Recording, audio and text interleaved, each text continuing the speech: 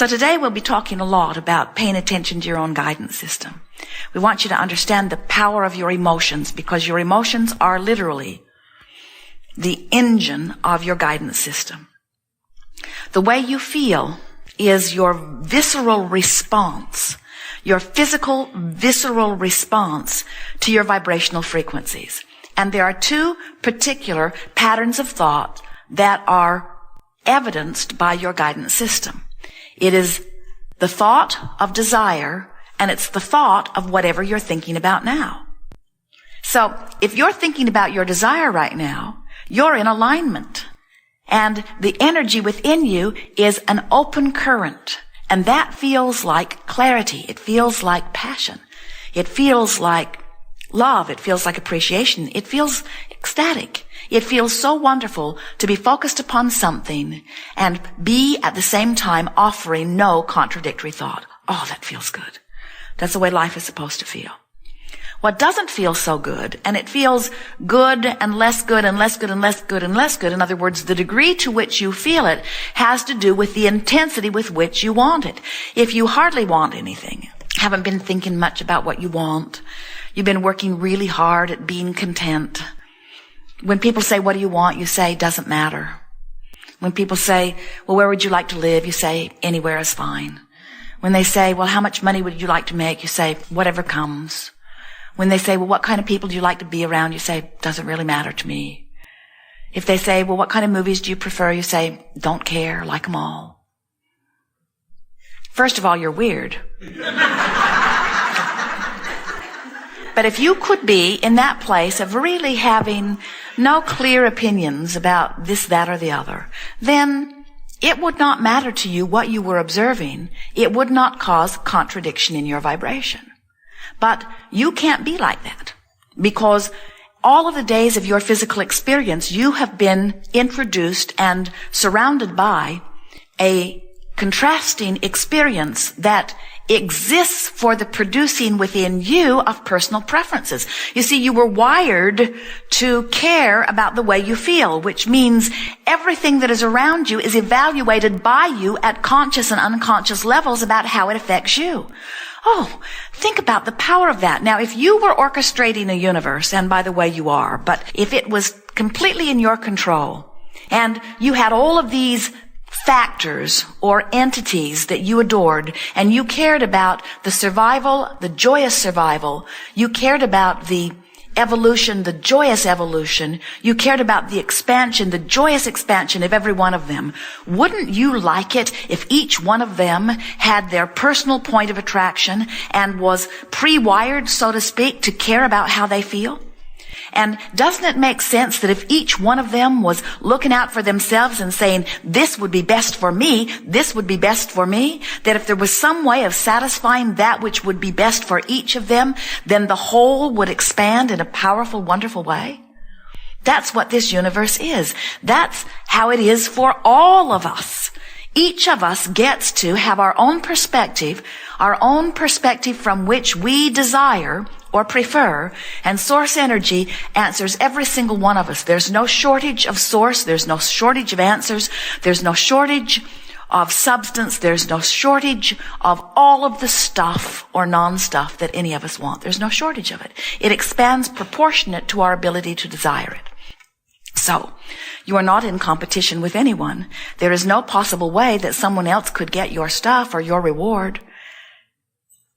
It's there for you.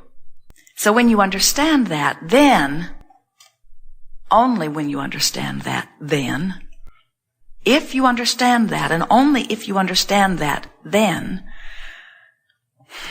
are you able to get on with your life in the way that you have intended, by projecting your thought and then aligning your vibrational frequency with the thought of your desire.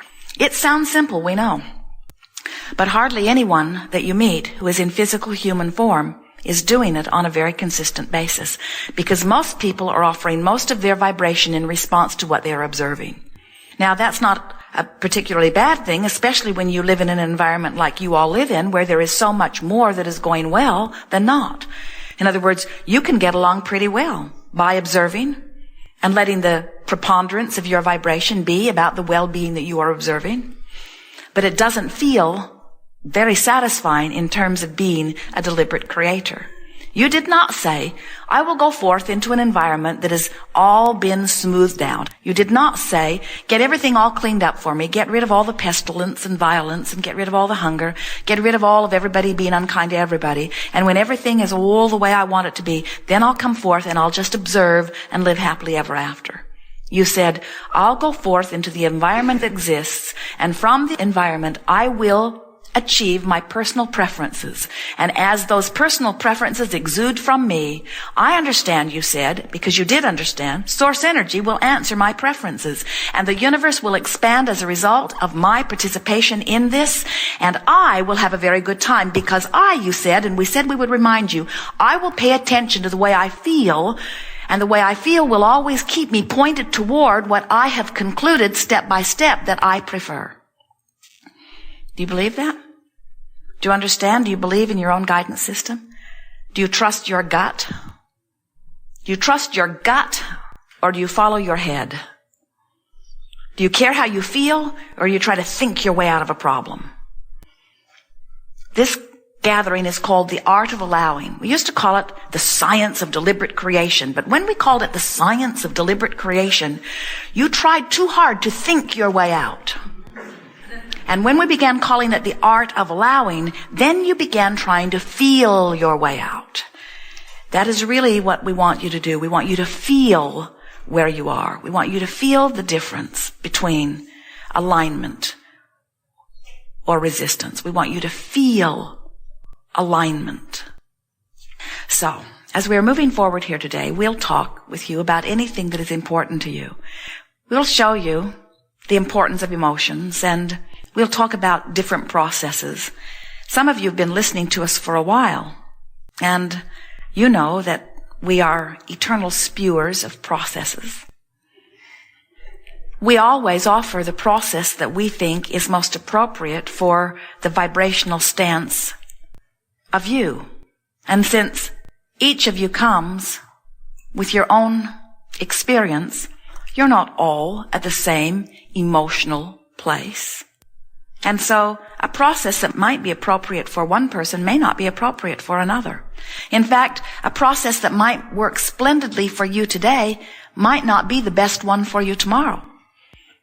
We want you to get so good at knowing where you are vibrationally, of knowing what your point of attraction is, and knowing what your goal of releasing resistance is, that you get very good at picking from the variety of processes the one that would suit you best right now.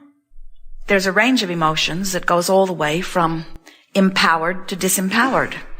And every emotion, whether you call it fear or whether you call it joy, is something about that range from disempowered to empowered.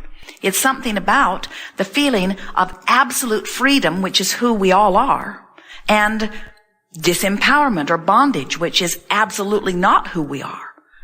But there are some things that occur in your physical experience that make you feel powerless. And the more powerless you feel, the worse you feel. The more empowered you feel, the better you feel, because you are empowered creators. That's who you are. You are naturally free beings, and you know that you are beings who can be or do or have anything, who have in fact come here to be or do or have what you are choosing to be or do or have. So when something happens in your experience that makes you feel powerless, then emotions like discouragement, emotions like fear, emotions like despair or depression are good labels for the way you feel. Those are word labels that really describe feelings of utter disempowerment. So today, we're going to be talking with a lot of people, and we will choose you based upon the intensity of your desire to visit with us. And if there is opportunity and willingness from you, we will, along with those who are listening in, help you to identify where you are on this emotional meter. And then we will apply what we believe is the most effective process to help you move up the meter. Now, some of you are thinking, yes, but what's that got to do with what I've come here to talk about? Because someone who doesn't have enough money would like a plan to get more money. Someone who's in a sick body would like a plan to get to a weller body. Someone who is lonely and without a relationship would like to know how they can find their perfect partner. And what we hope that you will come to a place of understanding as we are chewing together here today is that every journey from wherever you are to wherever you want to be, whether you realize it at first or not, is really an emotional journey. In other words, rather than saying, I don't have enough money, the bill collectors are hounding me, I don't even want to answer my telephone, I am really in financial bondage, and I want to find a way to find an avenue to get more money so that I can pay my bills and have money left over so that I can do more of the things that I want to do. Instead of that action journey, what we want you to understand is that it is an emotional journey that goes more like, right here, right now, I would like to find my way from this fear of not enough money to the feeling of security of financial well-being. We want to show you how you can make the emotional journey in a matter of minutes, certainly in a matter of days. And once you make the emotional journey, the physical journey will take care of itself. But if you try to take the physical journey before you've taken the emotional journey, which means as you try to offer action before you've adjusted your vibration, law of attraction doesn't help you. You can't buck that current. So you come away from the whole exercise feeling discouraged because nothing's changing. I keep trying it and I keep trying it and I keep trying it, you say, and nothing works for me. And we say, it will work for you if you will relax and decide that you are going to let it be an emotional journey. Now, in really simple terms, what making it an emotional journey means is, I'm just going to make the best of wherever I am. Anything that's bothering me, I'm going to try to soften it by making the best of it. Now, if you try to make the best of it too far from where you are, you'll just throw yourself off into the bushes. So what you want to say is, I'm reaching for the best feeling thought that I have access to. Not the best feeling thought anybody's ever thought. Not the best feeling thought I've ever thought. The best feeling thought I can find right here, right now about this. And when you do your best to find a thought that feels just a little better, and here's the important part, you pay no attention to what anybody else thinks about it. The only thing that matters is that you feel better.